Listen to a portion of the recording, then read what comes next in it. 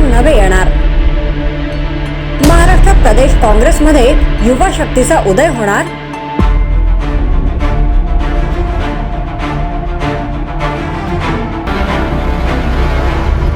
स्थानिक स्वराज्य संस्थेच्या निवडणुका तोंडावर आल्या आहेत, त्यामुळे सर्वच पक्षांनी तयारी सुरू केली आहे। भाजपने सदस्य नोंदणीत 1.5 कोटींचा टप्पा पार केला असून आता जगातील मोठा पक्ष झालाय। दुसरीकडे सर्वच पक्षाने आगामी निवडणुकीच्या अनुषंगाने तयारी सुरू केली आहे।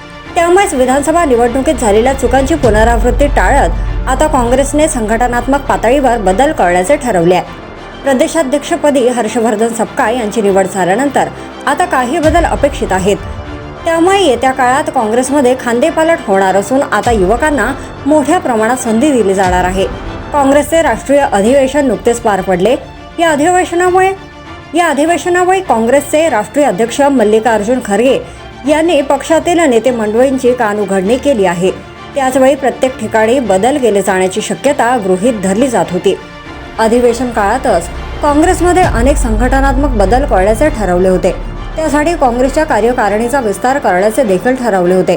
त्यानंतर आता काँग्रेसने येत्या काळात संघटनात्मक बदल करण्यास सुरुवात केली आहे। महाराष्ट्र प्रदेश काँग्रेसमध्ये लवकरच खांदेपालट होण्याची शक्यता आहे आणि या प्रक्रियेत युवकांना संधी मिळण्याची दाट शक्यता आहे। काँग्रेसचे प्रभारी रमेश चेन्नीथला यांनी युवा, मेहनती आणि वफादार कार्यकर्त्यांना संधी देण्याचे संकेत दिले आहेत। नवीन चेहऱ्यांना पुढे आणण्याचा निर्णय घेतला जाऊ शकतो। आगामी काळात होत असलेल्या स्थानिक स्वराज्य संस्थेच्या निवडणुका लक्षात घेता हे बदल महत्त्वपूर्ण मानले जात आहे।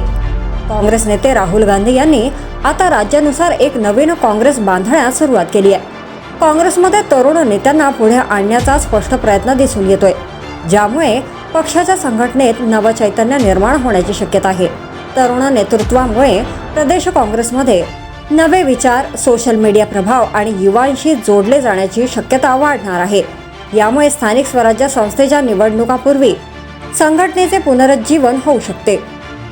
जर तुम्ही अजूनही YouTube चॅनलला सबस्क्राईब केले नसेल तर ते लगेच सबस्क्राईब करा।